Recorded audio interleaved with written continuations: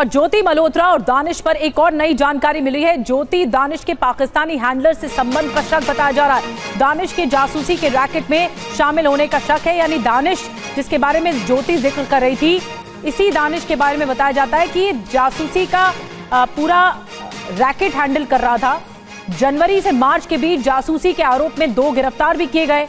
अंसारुल मियां और अंसारी और अखलाक आजम गिरफ्तार किए गए। 2 ऐसे लीड मिले हैं। गिरफ्तार लोगों में एक पर पाकिस्तानी एजेंट होने का आरोप है।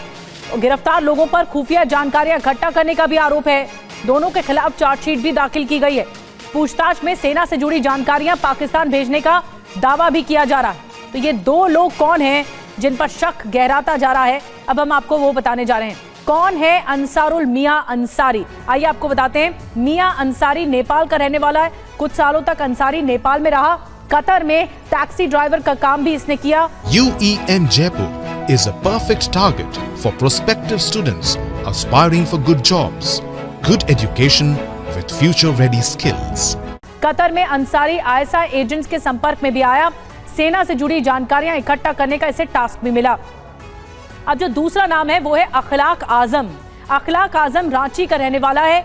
अखलाक पर अंसारुल को मदद देने का आरोप है। अंसारुल को भारत में मदद देने का आरोप है। अंसारुल को स्पेशल सेल ने गिरफ्तार किया था।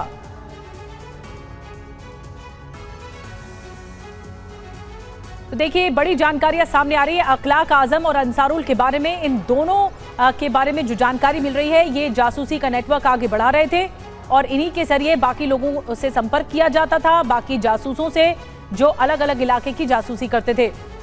एक का कनेक्शन नेपाल से बताया जा रहा है, जो अंसारुल मियां अंसारी का कनेक्शन बताया जा रहा है, और इसे ही टास्क मिला करता था सेना से जुड़ी जानकारियां हासिल करने का, यानी ये जानकारियां अक्यूमुलेट करने का जो टास्क है वो इसे मिला करता था। अखलाक आजम के बारे में भी आपको बता रहे हैं कि अंसारुल को ये मदद करता था और भारत में मदद देने का आरोप है। किस तरह की मदद देने का आरोप लगा है, ये जानकारी लेते हैं। पुनीत शर्मा से हमारे सहयोगी जुड़ चुके हैं। पुनीत, अब तक क्या जानकारियां इन दोनों के बारे में निकल कर आई? देखिए, जो अंसारुल है वो एक पाकिस्तानी जासूस था, ISI के लिए काम करता था।